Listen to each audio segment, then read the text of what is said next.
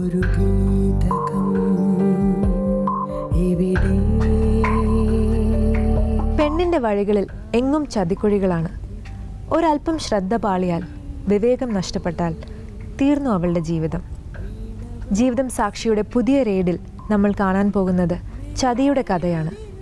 ജ്യോതി എന്ന 32 വയസ്സുകാരി അനുഭവിക്കുന്ന ദുരിതങ്ങളുടെ കഥ. ജീവിതം സാക്ഷിയുടെ പുതിയൊരു എപ്പിസോഡിലേക്ക് സ്വാഗതം.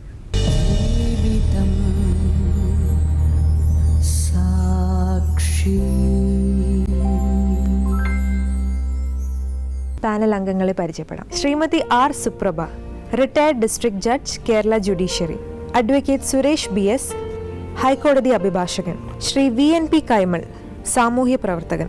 തീർത്തും വ്യത്യസ്തമായ കഥകളാണ് നമ്മൾ ജീവിതം സാക്ഷിയിലൂടെ കേൾക്കുന്നതും കാണുന്നതും. ഇന്ന് നമുക്ക് ജ്യോതിയുടെ കഥ കേൾക്കാം.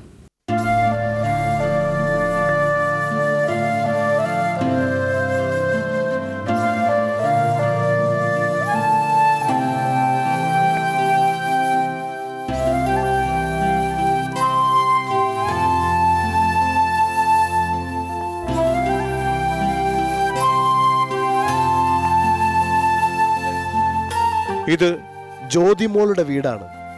ആലപ്പുഴ മാരാരിക്കുളം വടക്ക് പാവനാട്ട് നീലാംബരൻ്റെയും വിജയമ്മയുടെയും മകൾ. ഈ കൊച്ചു വീട്ടിലാണ് അവളുടെ ജീവിതം തളിർത്തതും സ്വപ്നങ്ങൾ പൂവിട്ടതും.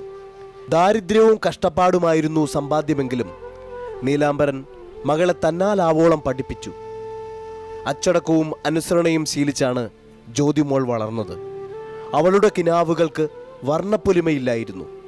അവളുടെ മോഹങ്ങൾക്ക് ചിറകുകളില്ലായിരുന്നു. ആ പെൺകുട്ടിയെക്കുറിച്ച് വീട്ടുകാർക്കും നാട്ടുകാർക്കും നല്ലതു മാത്രമേ പറയാനുണ്ടായിരുന്നുള്ളൂ.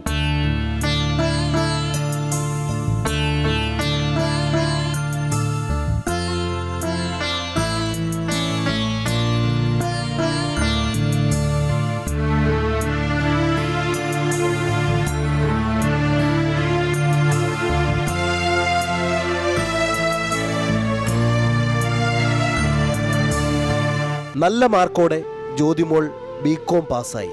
തുടർന്ന് എറണാകുളത്തെ ഒരു സ്വകാര്യ സ്ഥാപനത്തിൽ ജോലിയും ലഭിച്ചു. അവിടെ വെച്ചാണ് ജ്യോതിമോൾ അയാളെ പരിചയപ്പെടുന്നത്, ജയപ്രകാശ്. പിന്നെ ജ്യോതിമോളുടെ ജീവിതം ചരടുപൊട്ടിയ പട്ടം പോലെയായി. 8 വർഷത്തെ ദുരന്തപൂർണമായ ജീവിതം ജ്യോതിമോളുടെ വാക്കുകളിലൂടെ നമുക്ക് കേൾക്കാം.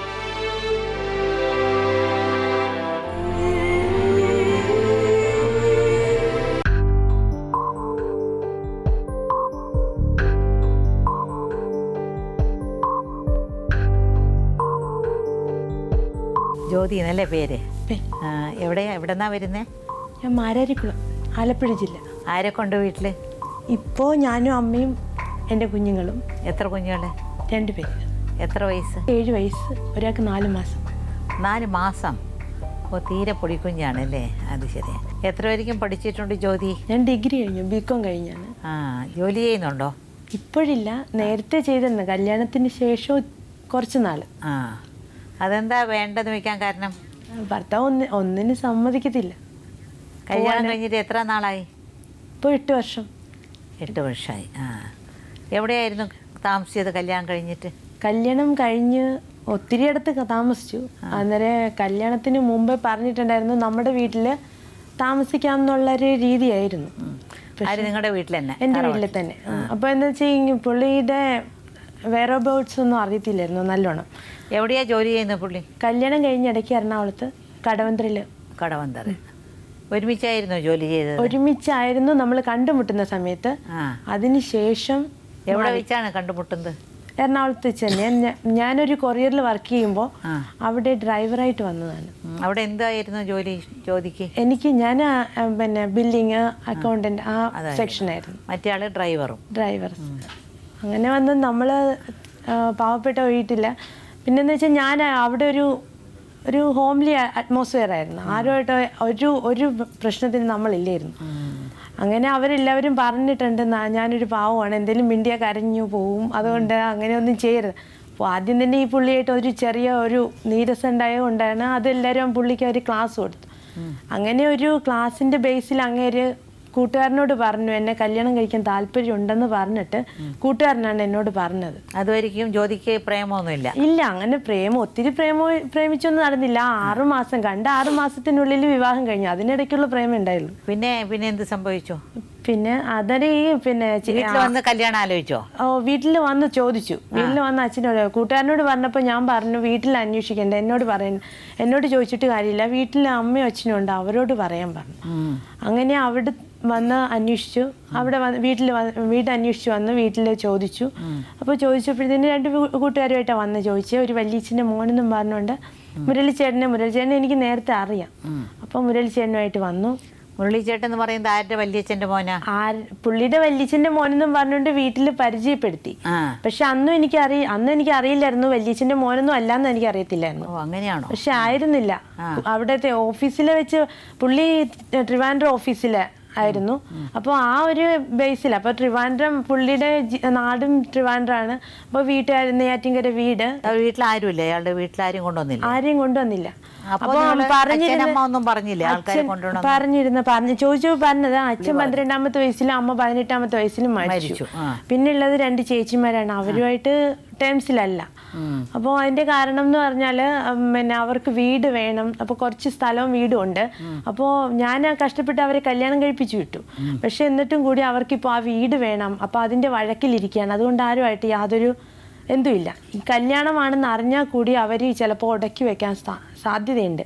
ഇതൊക്കെ ഇങ്ങനെ പറഞ്ഞു. അപ്പോൾ എൻ്റെ ആൾക്കാർക്ക് വീട് കാണിക്കാമെന്ന് പറഞ്ഞുകൊണ്ട് എല്ലാവരും ഒരുക്കി നിർത്തി ഞായറാഴ്ച ഇങ്ങോട്ടേക്ക് പോരാ. അപ്പോൾ ട്രിവാൻഡ്രത്ത് വന്നിട്ട് വണ്ടിയിൽ കൊണ്ടുപോവാം, തമ്പാനൂർ അവർ വന്നാൽ മതി, അപ്പോൾ വണ്ടി അറേഞ്ച് ചെയ്തിട്ടുണ്ട്, എല്ലാ അറേഞ്ച്മെൻറ്റ്സും നടത്തി എന്ന് പറഞ്ഞ ആൾ ശനിയാഴ്ച വൈകുന്നേരം വിളിച്ചിട്ട് പറഞ്ഞു കുഞ്ഞമ്മയുടെ മോനും വേറെ ആർക്കൊണ്ടൊക്കെ ആക്സിഡൻ്റ് ആയി. അപ്പോൾ ഗുരുതരമായിട്ടാണ് ആക്സിഡൻറ്റ്, അതുകൊണ്ട് ഇപ്പോഴേക്ക് അടുത്തൊന്നും നടക്കത്തില്ല. അന്നേരത്തെ ആ വിഷമം കണ്ടാലും നമ്മൾ ആരാണേലും ഓർക്കും അയ്യോ ഇത്രയും വലിയൊരു ബുദ്ധിമുട്ടായി പോയല്ലോ എന്ന്. പക്ഷേ പിന്നീട് കുറച്ച് ദിവസം കഴിഞ്ഞപ്പോഴത്തേന് മനസ്സിലായി ഇത് അപ്പോൾ 2-3 തവണ ഇങ്ങനെ ഒഴിഞ്ഞു മാറിപ്പോയി. അപ്പോൾ ഒരിക്കലും അവർ ഗുരുവായൂർക്ക് വരണേണ്ട, അതുവഴി എൻ്റെ വീട്ടിൽ കയറും, അങ്ങനെ എന്നെ കാണാം എന്നുള്ള രീതിയിൽ പറഞ്ഞു ചേച്ചി പിന്നെ സഹോദരിമാര്. അങ്ങനെ അതിനും ഒരു എക്സ്ക്യൂസ് പറഞ്ഞു. തിരിച്ചു വന്നപ്പോഴത്തേന് അവർക്ക് നിന്നെ കാണാനായിട്ട് താല്പര്യമില്ല. ഒന്നാമത്തേത് കാസ്റ്റ് വേറെയാണ്, ഞാൻ ഈഴവ, പുള്ളി നായർ.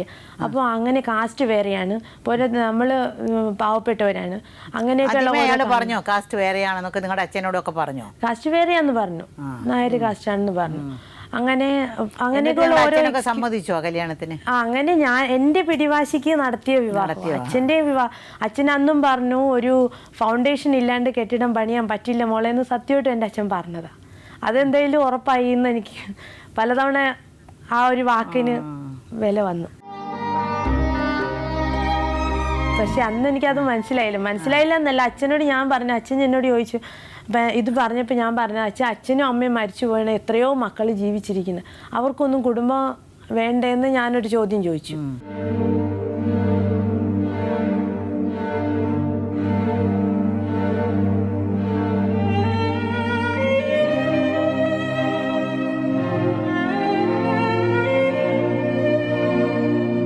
ഞാൻ അടുത്ത അമ്പലത്തിൽ വെച്ച് വിവാഹം കഴിച്ചു.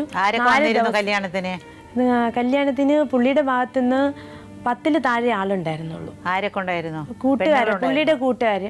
പെണ്ണെന്ന് പറയാനായിട്ട് ഞാൻ അവിടെ തന്നെ കൊറിയറിൽ തന്നെ ജോലി ചെയ്തിരുന്ന ചേട്ടൻ്റെ ഭാര്യയും പിന്നെ 2 ചേച്ചിമാർ, ഒരു കൂട്ടുകാരി, ഒരു ചേച്ചി ഉണ്ടായിരുന്നു. അവരൊക്കെ ഫ്രണ്ട്സ്? അവർക്ക് അവരുടെ ഫ്രണ്ട്സ്, കോമൺ ഫ്രണ്ട്സ് ആണല്ലേ? 3 പേര് എൻ്റെ കോമൺ ആയിട്ടുള്ള ഫ്രണ്ട്സ് ആണ്. പിന്നെ ഒരു ചേച്ചിയെ കൊണ്ടുവന്നു. ഇത്തിരി ചേച്ചിയല്ല, ഏജ്ഡ് ആണ്.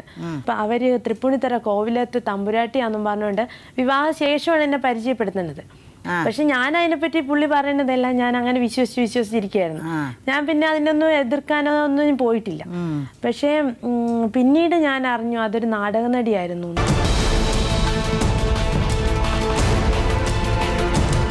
ഇതിന് സിനിമയിൽ വരുന്ന പോലെ അഭിനയിക്കാൻ ഒരാളെ അങ്ങനെയാണെന്ന് ഞാൻ പിന്നീട് അറിഞ്ഞു. പിന്നെ എന്താ വെച്ചാൽ അവര് നാടകത്തിന് പോയിട്ട് ട്രെയിനിൽ വെച്ച് ആരെയോ കണ്ട് അങ്ങനെയൊക്കെ മനസ്സിലായി. എന്റെ ചേച്ചിയായിട്ട് വന്ന് അഭിനയിക്കണം എന്നൊക്കെ പറഞ്ഞു. അങ്ങനെ ആയിരിക്കും. അല്ല, തമ്പുരാട്ടി എന്തിനാ ഈ കല്യാണത്തിന് വരുന്നത്? അത് ഇവരുമായിട്ടുള്ള അത്രയ്ക്ക് ബന്ധമുണ്ട്, എനിക്ക് നല്ല ഹൈ ലെവൽ ബന്ധമാണെന്നുള്ള കാണിക്കാൻ വേണ്ടിയിട്ടായിരിക്കും. അതിന് കൊണ്ടുവന്ന്. പിന്നെന്ന് വെച്ചാൽ വിവാഹത്തിൻ്റെ അന്ന് തന്നെയാണേലും പിന്നെ എല്ലാവരോടും പറഞ്ഞിരുന്നു നേരത്തെ തന്നെ. അപ്പോൾ ഒരു 4 ദിവസത്തേക്ക് ഒരു വീട് എടുക്കുക ചെയ്ത് എറണാകുളത്തേക്ക്. അപ്പോൾ അവിടെ പിന്നെ അത് കാണാനായിട്ട് അച്ഛൻ ചെന്നപ്പോഴത്തേന് അച്ഛൻ്റെ കയ്യിൽ 10,000 രൂപയുണ്ട്. അപ്പോൾ വന്ന് ചോദിച്ചപ്പോൾ ഒരു കാര്യം പറഞ്ഞു, എനിക്ക് ജ്യോതിയെ മാത്രം മതി, ഒരു തരി സ്വർണ്ണോ പണമോ ഒന്നും എനിക്ക് വേണ്ട, ഞാൻ അവളെ മാത്രമേ സ്നേഹിച്ചിട്ടുള്ളൂ എന്നാ എന്നോട് അവിടെ ആ വീട്ടിൽ അച്ഛനോട് പറഞ്ഞു. എന്നാൽ കൂടി അച്ഛൻ്റെ കയ്യിൽ 10,000 രൂപ അച്ഛൻ പിന്നെ കൊണ്ടു ചെന്നിട്ട് വാങ്ങിച്ചില്ല. പറഞ്ഞു, അച്ഛൻ പറഞ്ഞു എൻ്റെ കയ്യിൽ ഇത്ര പണമുണ്ട്, അത് നിനക്ക് തരാം, എന്തായാലും സ്വർണ്ണമൊക്കെ എടുക്കണ്ടേ, ഒരു മാലെങ്കിലും വാങ്ങിക്കണ്ടേ, പിന്നെ താലി ഇടാനായിട്ട്. അത് ഞാൻ മാല എടുത്തു വെച്ചിട്ടുണ്ട്, 1.5 പവൻ്റെ മാല ഞാൻ എടുത്തു വെച്ചിട്ടുണ്ടെന്ന് പറഞ്ഞു. പറഞ്ഞോ? പ്രാവശ്യം അങ്ങനെ പറഞ്ഞിട്ട്. പേരെന്താ? ജയപ്രകാശ് എന്നാണ് എനിക്ക് തന്നിരിക്കുന്നത്. പ്രകാശ് എന്നാണ് ഒറിജിനൽ നെയിം. പിന്നെ അമ്പലത്തിൽ വന്ന് താലി കെട്ടുന്ന സമയത്ത് മുക്കുപണ്ടം ആണ് എടുത്തിട്ട് താലി കെട്ടി തന്നത്. അതെങ്ങനെ മനസ്സിലായ? അത് എടുത്തപ്പോഴേ ശാന്തി എടുത്ത് അടുത്ത് നിന്ന് ശാന്തി എടുത്ത് പൂജിക്കാൻ എടുത്ത ഉടനെ ശാന്തി അടുത്ത് നിന്ന് ചേച്ചി, ഞങ്ങളുടെ അടുത്ത് തന്നെയുള്ള ചേച്ചിയോട് വിളിച്ചു പറഞ്ഞു, നീലാംബരനോട് പറഞ്ഞേക്കണം ഇത് മുക്കുപണ്ടമാണെന്ന് പറഞ്ഞു. 4ാമത്തെ ദിവസം തിരിച്ച് ഞങ്ങൾ വരുമ്പോഴത്തേന് അത് വെളുത്തു. അപ്പോഴത്തേക്ക് തിരിച്ചു വന്നപ്പോൾ ഞാനിത് പിന്നെ അറിഞ്ഞപ്പോഴത്തേന് ഞാൻ ചോദിച്ചു, പ്രകാശന് ഒരു വാക്ക് പറയാൻ പാടില്ല. അപ്പോൾ എൻ്റെ വീട്ടിൽ 8 പോയിന്റ് സ്വർണ്ണം എൻ്റെ ശരീരത്താണ്. അപ്പോൾ പ്രകാശനും മാല കൊടുത്തു. അപ്പോൾ അതില്ലെങ്കിലും ഒരു താലിയിട്ട് എടുക്കലേ ഉണ്ടായിരുന്നുള്ളൂ, പ്രകാശന് ഒരു വാക്ക് പറഞ്ഞാൽ പോരായിരുന്നു എന്നൊക്കെ ഞാൻ ചോദിച്ചു. പറഞ്ഞാൽ പിന്നെ വിഷമിപ്പിക്കേണ്ട, ഒന്നും വേണ്ടാന്ന് പറഞ്ഞുകൊണ്ട് ചോദിച്ചിട്ട് പിന്നെ ഞാൻ ലാസ്റ്റ് നിങ്ങളെ ബുദ്ധിമുട്ടിക്കാമെന്ന് വിചാരിക്കണ്ടേ എന്ന് പറഞ്ഞിട്ട് പുള്ളി തന്നെ അത് ഊരി പിന്നെ അരൂര് കായലിടുക ചെയ്ത്. അങ്ങനെ 3-4 മാസം പിന്നെ വീട്ടിൽ തന്നെയായിരുന്നു. അപ്പോൾ നല്ല സ്വഭാവമായിരുന്നോ? വലിയ കുഴപ്പമില്ല, എല്ലാവരോടും വലിയ കാര്യമാണ്. ഇതിനിടയ്ക്ക് പിന്നെ അനിയത്തിയുടെ കല്യാണം അതൊക്കെ മുമ്പേ, എൻ്റെ ഈ വിവാഹാലോചന വരണതിന് മുമ്പേ തന്നെ അവരുടെ കല്യാണം ഏകദേശമൊക്കെ പറഞ്ഞു വെച്ചിരിക്കുകയായിരുന്നു. അവർ വന്ന് ചോദിച്ചൊക്കെ വെച്ചിരിക്കുക. അപ്പോൾ എൻ്റെ കല്യാണം കഴിഞ്ഞിട്ടേ ആലോചിക്കുള്ളൂ എന്ന് അച്ഛൻ പറഞ്ഞായിരുന്നു. അപ്പോൾ അവളുടെ കല്യാണം എങ്ങനെയും നടത്തണമെന്നുള്ള ഇനിഷ്യേറ്റീവ് ഇങ്ങേര് തന്നെ എടുത്തു. എങ്ങനെയും ഇവരുടെ കല്യാണം നടത്തി കൊടുക്കണം എന്നുള്ള അച്ഛനെ കൊണ്ട് സമ്മതിപ്പിച്ചു. അതിന് വേണ്ടിയിട്ട് ഈ എൻ്റെ കയ്യിലുള്ള സ്വർണം കൊടുക്കാമെന്ന് വരെ പറഞ്ഞു. പൈസയില്ല, സാമ്പത്തികം ഇല്ലാത്തതുകൊണ്ട് അത് എടുത്ത് നമുക്ക് അവളുടെ കല്യാണം നടത്താം എന്നൊക്കെ പറഞ്ഞ് അമ്മാവന്മാരോടും എല്ലാവരോടും ഒക്കെ പറഞ്ഞു. അങ്ങനെ ആ വാക്കിൽ പോയിക്കൊണ്ടിരിക്കുക. അപ്പോഴുണ്ട് പിന്നെ ഒരു ദിവസം വന്നിച്ച് എന്നോട് പറഞ്ഞു, പിന്നെ എൻ്റെ മൂത്ത ചേച്ചി, അപ്പോൾ ചേച്ചിമാരെ ഇങ്ങേർക്ക് ഫോൺ വരുന്നുണ്ട്. അപ്പോൾ ആരാന്ന് ചോദിക്കുമ്പോൾ പറയും ചേച്ചിയാണെന്ന് പറയും. ചേച്ചിയെ കാണണമെന്ന് വല്ലപ്പോഴും പറഞ്ഞിട്ടില്ലേ? ഞാൻ പറയും എന്തായാലും ഫോൺ താ, ഞാൻ സംസാരിക്കാം, എന്ത് പെണക്കൊണ്ടെങ്കിലും സംസാരിച്ച് തീരും, ഞാൻ സംസാരിച്ചോളാം എന്ന് പറയുമ്പോൾ പറയും ഇല്ല, അങ്ങനെ പെട്ടെന്നൊന്നും നിൻ്റെ കയ്യിൽ കൊടുത്താൽ ചിലപ്പോൾ അവർക്ക് ഇഷ്ടപ്പെട്ടില്ലെങ്കിലോ എന്ന് പറഞ്ഞ് ഫോണൊന്നും തരത്തില്ലായിരുന്നു. അപ്പോൾ പിന്നെ അത് കഴിയുമ്പോഴത്തേക്ക് പറഞ്ഞ എൻ്റെ മൂത്ത ചേച്ചിക്ക് കിഡ്നിക്ക് കംപ്ലൈൻ്റ് ആണ്. കിഡ്നിക്ക് കംപ്ലൈൻ്റ് ആയിട്ട് അമൃത ഹോസ്പിറ്റലിൽ പോയി ഡയാലിസിസ് നടക്കുകയാണ്. അപ്പോൾ പെട്ടെന്നൊരു ഓപ്പറേഷൻ വേണം. അപ്പോൾ ഇവിടെ നമ്മൾ നിന്ന് കഴിഞ്ഞാൽ അവർ ഈ വീട്ടിൽ വരത്തില്ല. അതുകൊണ്ട് നമുക്ക് എറണാകുളത്തേക്ക് ഇവിടേക്കെല്ലാം ഷിഫ്റ്റ് ചെയ്യാം. നമുക്ക് ആരാണേലും കേട്ടാൽ ന്യായമുള്ള കാര്യം. ഞാനും അങ്ങനെ പറഞ്ഞു, വീട്ടിൽ സമ്മതിച്ചു. അങ്ങനെ ഞങ്ങൾ എറണാകുളത്ത് പാലാരിവട്ടത്തേക്ക് താമസം മാറി. അവിടെ വെച്ച് പിന്നെ പിറ്റേ ദിവസം പോലെ ഞാൻ ജോലിക്കും പോകാൻ തുടങ്ങി. അപ്പോൾ ജോലി ഇത് ഈ പിന്നെ കല്യാണം കഴിഞ്ഞ് 1 മാസത്തോളം പിന്നെ ജോലിക്ക് പോയില്ലായിരുന്നു. അങ്ങനെ പിന്നെ എറണാകുളത്ത് താമസം തുടങ്ങിക്കഴിഞ്ഞ് ചേച്ചിമാരും ഇല്ല, ആരും ഇല്ല. ഞാൻ ചേച്ചി അങ്ങോട്ടേക്ക് വരണമെന്നും പറഞ്ഞിട്ടല്ലേ നമ്മൾ ഇങ്ങോട്ട് താമസം മാറി. അപ്പോഴും പറഞ്ഞു അവിടെ നിന്ന് കഴിഞ്ഞാൽ ഏതോ ഒരു ജ്യോത്സ്യം പറഞ്ഞു, എൻ്റെ വീട്ടിൽ നിന്ന് കഴിഞ്ഞാൽ നമുക്ക് കുട്ടികളുണ്ടാവില്ല എന്ന് പറഞ്ഞു. അതുകൊണ്ടാണ് നീ അല്ലാതെ വിളിച്ചു കഴിഞ്ഞാൽ നീ വീട് മാറത്തില്ലല്ലോ, അതുകൊണ്ട് ഇങ്ങനെ ഒരു കള്ളത്തരം പറഞ്ഞ് നമ്മൾ മാറിയതാണ്. വീട്ടിൽ ചെലവിനൊക്കെ കാശൊക്കെ കൊടുക്കുമായിരുന്നു. ആ സമയത്തൊക്കെ കുഴപ്പമില്ല, ഞാനും ജോലിക്ക് പോകുന്നുണ്ടല്ലോ. പിറ്റേ ദിവസം മുതൽ ഞാനും ജോലിക്ക് പോകുന്നുണ്ട്. കുറച്ച് നാൾ കഴിഞ്ഞപ്പോഴത്തേക്ക് ഇങ്ങനെ വെറുതെ തല്ലും, ഒരു കാരണം വേണ്ട, വെറുതെ ദേഷ്യപ്പെട്ട് എന്തെങ്കിലും കാരണം ഉണ്ടാക്കി വന്നു കുറേ തല്ലി കഴിയുമ്പോഴാണ് നമ്മൾ കാരണം ചോദിക്കുമല്ലോ. ഞാൻ ഒറ്റയ്ക്കേ ഉള്ളൂ, അവിടെ ഒരു വീടിന്റെ പോർഷനാണ് എടുത്തിരിക്കുന്നത്. അപ്പൊ എന്താ കാരണം ചോദിച്ചാൽ പറയണത് ഒന്നില്ലെങ്കിൽ എൻ്റെ അനിയത്തിയുടെ പേരും അല്ലെങ്കിൽ അനിയത്തിയുടെ പേര് അല്ലെങ്കിൽ അനിയൻ്റെ പേര് പറയും. അവളെ കല്യാണം കഴിച്ചിട്ടില്ല, എന്നാലും അവളെ കല്യാണം കഴിക്കാൻ പോകണം. ചെക്കൻ്റെ പേരും പറഞ്ഞിട്ടുണ്ട്. അവള് പിന്നെ അമ്മയ്ക്ക് ചിക്കൻ കുനിയ വന്ന സമയത്ത് അവൻ്റെ മാമൻ്റെ അവിടെ വീട്ടിൽ വിളിച്ചിരുന്നു, പാല് കാച്ചി വിളിച്ചിരുന്നു. ആ ചടങ്ങിന് അവള് പോയി എന്ന് പറഞ്ഞിട്ട് എന്നെ തല്ലി അവള് പോയതിന് ഞാൻ അറിഞ്ഞില്ല. സത്യത്തിൽ അവള് പോയെന്ന് പറഞ്ഞില്ല, വിളിച്ചത് പറഞ്ഞില്ല, ഒന്നുമില്ല. എന്നെ വീട്ടിൽ വിളിപ്പിക്കത്തൊന്നുമില്ല. ആരോ അറിഞ്ഞു എന്നും പറഞ്ഞിട്ട് അപ്പം മുതൽ എന്നെ വന്ന് തല്ലിക്കൊണ്ടിരുന്നു. തല്ലി 2 ദിവസം കഴിഞ്ഞപ്പോഴത്തേന് അപ്പോഴും എൻ്റെ മുഖം മുഴുവൻ വികൃതമായി. കാണാൻ ഒരു 1.5 ആഴ്ച ഞാൻ അതും കൊണ്ട് നടന്നു. കുടിച്ചിട്ടാണോ? കുടിക്കും, എല്ലാ ദിവസവും കുടിക്കും. അല്ല, കുടിച്ചിട്ടാണോ ഈ തല്ലെന്ത്? അന്നും ഇങ്ങനെ എന്തോ ഒരു മാനസിക വിഭ്രാന്തി പോലെ ആയിരിക്കും ചിലപ്പോൾ. അല്ലാണ്ട് പിന്നെ ഒരു കാരണവും ഇല്ല. ഇവരുടെ കാര്യം പറഞ്ഞ് തന്നെ എന്നെ എപ്പോഴും തല്ലിക്കൊണ്ടിരിക്കുന്നത്. അവനോട് മിണ്ടരുതെന്ന് പറഞ്ഞിട്ടുണ്ട്. വീട്ടിൽ പറഞ്ഞോ? അമ്മയോടും ആരോടും പറഞ്ഞു? ആരോടും ഞാൻ പറഞ്ഞില്ല. അത് കഴിഞ്ഞ ദിവസമാണ് ഇവരെല്ലാവരും എന്നെ കാണുന്നത്. എന്നാന്ന് വെച്ചാൽ അമ്മാവും മരിച്ചു. എൻ്റെ അമ്മാവും മരിച്ചപ്പോൾ ചെല്ലാൻ വേണ്ടി വിളിച്ചപ്പോൾ ഞാൻ പറഞ്ഞു ഞാൻ വരണില്ല എന്ന് പറഞ്ഞു. കാരണമൊന്നും ഞാൻ പറഞ്ഞില്ല, ഞാൻ വരണില്ല എന്ന് പറഞ്ഞപ്പോൾ അമ്മ പറഞ്ഞു അങ്ങനെയാണെങ്കിൽ ഇനി നീ ഇങ്ങോട്ട് വരണ്ടാന്ന് പറഞ്ഞു. മാമനെ കാണാൻ പറ്റും, നീ വരണ്ടാന്ന് പറഞ്ഞു. ഞാൻ ചെന്നപ്പോഴാണ് എൻ്റെ മുഖം മുഴുവൻ ഇങ്ങനെ മൊത്തം വികൃതമായിട്ടിരിക്കുന്നത്. കാരണം ചോദിച്ചപ്പോൾ പെട്ടെന്ന് പുള്ളി തന്നെ ഒരു കാരണം കണ്ടുപിടിച്ചു. ബസ്സിലോട്ട് കയറിയപ്പോഴത്തേന് ബസ് സ്റ്റാർട്ട് ചെയ്ത് ഇവള് മറിഞ്ഞ് വീണതാണ്. മുഖം അടിച്ച് വീണിട്ടാണ് ഇങ്ങനെ. രണ്ടുപേരും കൂടിയാ പോയത്. ഇങ്ങനെയുള്ള വിഷയങ്ങളേ ഉണ്ടായിരുന്നുള്ളൂ. ഈ തല്ല് മാത്രമേ ഉണ്ടായിരുന്നുള്ളൂ അന്ന്. സാറിന്റെ അമ്മായിപ്പം മരിച്ചു പെട്ടെന്നായതുകൊണ്ട് പുള്ളിയുടെ കയ്യിൽ പൈസ ഒന്നും ഇല്ല എടുക്കാനായിട്ട്. അതുകൊണ്ട് നീ നിന്റെ വളയൊന്നും തരണം, പണയം വെക്കാനെന്നും പറഞ്ഞുകൊണ്ട് വാങ്ങിച്ചുകൊണ്ടുപോയി. അത് കൊണ്ടുപോയി ആർക്കോ അയച്ചു കൊടുത്തു. പിറ്റേ ദിവസം ഞാൻ ഫോണിൽ മെസ്സേജ് കണ്ടു. പിന്നെ അയച്ചു കൊടുത്തിട്ട് അവര് പിന്നെ തിരിച്ചിങ്ങോട്ട് പിന്നെ താങ്ക്സ് പറഞ്ഞുകൊണ്ട് മെസ്സേജ് അയച്ചിരിക്കുന്നു. പിന്നെ കുറച്ച് വൾഗറായിട്ടുള്ള SMS ഒക്കെ. പെണ്ണാന്ന് അറിയും. കാര്യം നെടുമ്പാശ്ശേരി എയർപോർട്ടിൽ നിന്നും പറഞ്ഞുകൊണ്ട് ഇങ്ങനെ എപ്പോഴും വിളിക്കുമായിരുന്നു ഒന്ന് വീട്ടില്. എനിക്ക് കോള് കിട്ടിയിട്ടില്ല, ഞാനില്ലാത്ത സമയത്താണ് വിളിക്കുന്നത്. ജിഷ എന്നും പറഞ്ഞുകൊണ്ട് ഒരു പെണ്ണ് എപ്പോഴും വിളിക്കും എന്ന് പറഞ്ഞു. അങ്ങനെ ഞാനിത് ചോദ്യം ചെയ്തപ്പോഴത്തേനും അങ്ങനെ എന്നോട് പറഞ്ഞു ഇനി ഞാൻ പിന്നെ വിളിക്കൊന്നും ഇല്ല എന്ന് പറഞ്ഞു. പക്ഷെ എന്നിട്ട് ഈ പെണ്ണിന്റെ നമ്പർ വേറെ ആൺപിള്ളേരുടെ പേരിൽ സേവ് ചെയ്തിട്ട് പുള്ളി വിളിച്ചുകൊണ്ടിരിക്കും. അങ്ങനെ ഒത്തിരി പിന്നെ പെൺപിള്ളേരുടെ കേസുകൾ, ഒത്തിരി കേസുകൾ വന്നു. ഇതൊക്കെ ജ്യോതിയുടെ വീട്ടിൽ അറിയുമായിരുന്നു? വീട്ടിൽ ഞാനൊന്നും അറിയത്തില്ലായിരുന്നു. പിന്നെ ഒരു ദിവസം വീട്ടിൽ അറിയാൻ കാരണം ഞാൻ പിന്നെ 2007 മാർച്ച് 25-ാം തീയതി എൻ്റെ അനിയത്തിയുടെ കല്യാണം നടന്നു. അപ്പോൾ അന്നേരം ഞങ്ങൾ ചക്കരപ്പറമ്പിൽ താമസം മതിയാക്കി ഇങ്ങോട്ട് പോന്നു. പോരാൻ കാരണം അന്ന് പിന്നെ അച്ഛൻ ലോൺ എടുത്ത അനിയത്തിയുടെ കല്യാണം നടത്തിയേ. അപ്പോൾ 50,000 രൂപ ലോൺ എടുത്തപ്പോൾ ഇങ്ങേര് പറഞ്ഞു ഞങ്ങൾ ലോൺ അടച്ചോളാം, പിന്നെ വീട് ഞങ്ങൾക്ക് തന്നാൽ മതി, 5 പവൻ്റെ സ്വർണം കൊടുക്കാമെന്ന് പറഞ്ഞു. അങ്ങനെ വീടിന് ആ ലോൺ അടയ്ക്കാം അങ്ങനെ ഒരു എഗ്രിമെൻറ്റിൽ ഇങ്ങോട്ട് പോന്നു. പോരാ നേരം എന്നോട് പറഞ്ഞു കല്യാണത്തിൻ്റെ മുഹൂർത്തത്തിൻ്റെ ആ സമയം വരെ മാത്രമേ നീ നിൻ്റെ അനിയത്തിയോട് മിണ്ടാവുള്ളൂ, അതിനുശേഷം നീ നിൻ്റെ അനിയത്തിയോട് മിണ്ടരുത്. അതെന്താ അനിയത്തോട് എന്താ ദേഷ്യം? എനിക്കറിയില്ല, കാരണമൊന്നും അറിയത്തില്ല, അവർക്കും അറിയത്തില്ല, ആർക്കും കാരണം അറിയത്തില്ല. ആ സെക്കൻഡ് വരെ നിനക്ക് അവളോട് മിണ്ടാം, അതിനുശേഷം മിണ്ടാൻ പറ്റില്ല. ചോദിച്ചോ എന്താ കാരണം എന്ന് ചോദിച്ചാൽ ഒന്നും കാരണം ഒന്നും വ്യക്തമായിട്ട് കാരണമൊന്നുമില്ല, വ്യക്തമായിട്ടില്ല.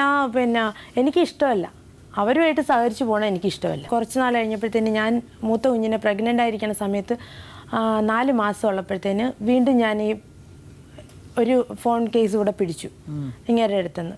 അതും ഇതുപോലെ രാത്രി ബാത്റൂം അടച്ചിട്ടുകൊണ്ടിരുന്ന് സംസാരിച്ചുകൊണ്ടിരിക്കുന്ന ഞാൻ കേട്ട് ഞാൻ അതും ചോദ്യം ചെയ്തു. ഞാൻ അപ്പോഴും എന്നോട് കറക്റ്റായിട്ട് ഞാൻ കേട്ടത് എന്താണെന്ന് വെച്ചാൽ അവിടെ അപ്പുറം നിന്ന് പറയുന്നതിൻ്റെ മറുപടി ഇവിടുന്ന് പറയണത്. അപ്പോൾ തലേണ കെട്ടിപ്പിടിച്ച് ഞാൻ അടുത്ത് കിടക്കാമെന്ന് വിചാരിച്ച് നീ കിടന്നുറങ്ങിക്കോ എന്നൊക്കെ അങ്ങനെയൊക്കെ പറഞ്ഞുകൊണ്ടിരിക്കുന്നു. കുറേയൊക്കെ ഉമ്മയൊക്കെ കൊടുത്തുകൊണ്ടൊക്കെ സംസാരിച്ചുകൊണ്ടിരിക്കുന്നു. അപ്പോഴും ഞാനിത് കേട്ടിട്ടുണ്ട്. ഞാൻ അവിടെ തന്നെ നിന്നു. പക്ഷെ ഞാൻ പെട്ടെന്ന് ഇങ്ങനെ നീങ്ങിയപ്പോഴത്തേന് വെട്ടത്തിൽ നിഴൽ കണ്ടുകൊണ്ട് പുള്ളി ഫോൺ പെട്ടെന്ന് പിന്നെ ഡിലീറ്റ് ചെയ്തു, നമ്പർ ഡിലീറ്റ് ചെയ്തിട്ട് വന്ന് മുറിയിൽ നോക്കിയപ്പോൾ ഞാനില്ല. ഞാൻ ഉറങ്ങിക്കഴിഞ്ഞാൽ പുള്ളി പോണത് ദിവസവും സംസാരിക്കാനായിട്ട്. അത് കഴിഞ്ഞപ്പോഴത്തേക്ക് ഞാൻ ഇതിനെപ്പറ്റി അപ്പം പുള്ളി തിരിഞ്ഞ് കറങ്ങി വന്നപ്പോഴത്തേന് ഞാൻ ഇരുട്ടത്തിരിക്കുന്ന കണ്ടണ്ട് വന്നിച്ച് പറഞ്ഞു അന്നും വയറിന്നോട്ട് ഇനി പെണ്ണ് കേസ് ഇനി ഒരു കാലത്തും ഉണ്ടാകത്തില്ല. വീണ്ടും ഇതൊക്കെ തന്നെ. പിന്നെ അത് കഴിഞ്ഞപ്പോഴത്തേന് കുറേ നാൾ കഴിഞ്ഞപ്പോഴത്തേന് ഞങ്ങൾ വേറെ മാറാൻ കാരണം എൻ്റെ മൂത്ത മോൻ പ്രസവിച്ചു. ആ സമയമായപ്പോഴത്തേന് ലോൺ അടപ്പ് നിർത്തി, വീടിൻ്റെ ലോൺ അടയ്ക്കത്തില്ല. അപ്പോൾ എൻ്റെ വരുമാനം നിന്നു. അല്ലാത്ത സമയത്തൊക്കെ മൂന്നാം തീയതി വെച്ച് ലോൺ അടഞ്ഞുകൊണ്ടിരുന്നു കറക്റ്റായിട്ട്. ജോലിക്ക് പോകണ്ടായി 8 മാസം വരെ ഞാൻ ജോലിക്ക് പോയുള്ളൂ. അതിനുശേഷം പിന്നെ ലോൺ അടവ് നിന്നു. ലോൺ അടവ് നിന്നതിന് ശേഷം ഞാൻ പ്രസവിച്ച് വന്നു കഴിഞ്ഞാൽ ഞാൻ ഒരു ദിവസം ചോദിച്ചു, പ്രാവശ്യമായിട്ട് എന്താ എൻ്റെ ലോൺ അടയ്ക്കണില്ല. അതിനിടയ്ക്ക് ഒരു തവണ കുടുംബശ്രീയിൽ നിന്ന് ലോൺ അടച്ചു, പിന്നെ ഒരു തവണ അച്ഛൻ കയ്യിൽ നിന്ന് ഇട്ടടച്ചു. അങ്ങനെ മാസം മാസം അടച്ചുകൊണ്ടിരിക്കുക. ഈ മാസം ചോദിച്ചപ്പോഴത്തേന് എന്നോട് പറഞ്ഞു, നിനക്ക് ലോൺ അടയ്ക്കുന്ന കാര്യവും പൈസയുടെ കാര്യവും മാത്രമേ നിൻ്റെ വായിൽ നിന്ന് വരുള്ളൂ, ചോദിക്കുകയുള്ളൂ, അല്ലാണ്ട് വേറൊരു കാര്യത്തിന് നിന്നെ കൊണ്ടൊരു ഉപകാരവും എനിക്കില്ല എന്നും പറഞ്ഞുകൊണ്ട് പോയി. അന്നേരം എന്നോട് അച്ഛൻ ചോദിച്ചപ്പോൾ ഞാൻ പറഞ്ഞു, ഇനി അച്ഛൻ പ്രാവശ്യം എന്നോട് ലോൺ അടയ്ക്കുന്ന കാര്യം പറയണ്ട, കഴിവുണ്ടെങ്കിൽ അച്ഛൻ ലോൺ അടയ്ക്കാം, അല്ലാന്നുണ്ടെങ്കിൽ നമുക്ക് പിന്നെ വീട് വിറ്റിട്ട് ലോൺ അടച്ച് തീർക്കാം. കാരണം പിന്നെ അമ്മാവൻ്റെ മോൻ്റെ സാലറി സർട്ടിഫിക്കറ്റ് വെച്ചിട്ടാണ് ലോൺ എടുത്തത്. അങ്ങനെ അതായിരുന്നു മെയിൻ പിന്നത്തെ വിഷയം. ആ വിഷയം കാരണം പിന്നെ എന്നും വഴക്കായി. എന്നും രാത്രി ജോലിയും കഴിഞ്ഞ് വന്നേച്ചും എന്തെങ്കിലും കാരണം പറഞ്ഞ് ഇതിൻ്റെ കാരണം എത്തിച്ച് വഴക്ക് വിട്ടിട്ട് പോകും. രാത്രി പോയിട്ട് പിറ്റേ ദിവസം രാവിലെ വരും. ഒരു ദിവസം ഇതുപോലെ കുറച്ച് സാധനങ്ങൾ വാങ്ങിച്ചുകൊണ്ട് വന്നു. അപ്പോൾ അപ്പുറത്ത് ചേച്ചി പറഞ്ഞു, ഇങ്ങനെയാണോ ഒരു പ്രസവിച്ച് കിടക്കുന്ന പെണ്ണിനെ നോക്കണത്, ഓപ്പറേഷൻ കഴിഞ്ഞ് കിടക്കല്ലേ അവൾ, എന്നും ഈ അനിയനെയൊന്നും അടുപ്പിക്കലായിരുന്നു, ആശുപത്രിയിലും വന്ന തല്ലുമെന്ന് പറഞ്ഞു.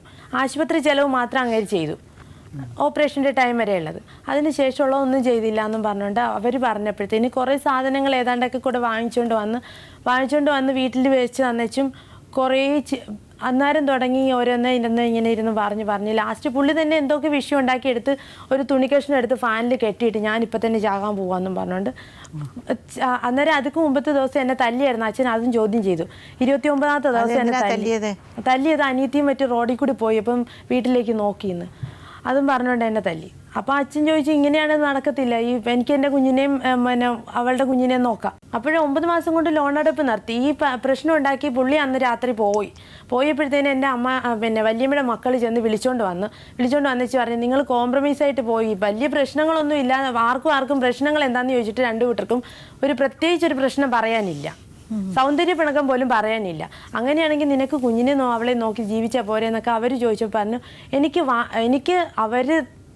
എനിക്ക് കുഞ്ഞിനേലും അവളേലും വലുത് ഈ പ്രശ്നം തന്നെയാണ്, അവരുമായിട്ട് സഹകരിക്കാൻ പറ്റത്തില്ല. പിന്നെ 90-ൻ്റെ അന്ന് പിന്നെ വിളിച്ചുകൊണ്ട് വേറെ വാടക വീട്ടിലേക്ക് പോയി.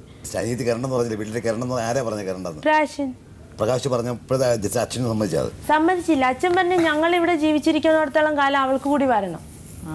അത് പിന്നെ ആരെന്ത് പറഞ്ഞെന്ന് പറഞ്ഞാൽ ഇതിപ്പോൾ നിങ്ങളുടെ പേരിൽ എഴുതി തന്നു കഴിഞ്ഞാൽ ആ പ്രശ്നമില്ല.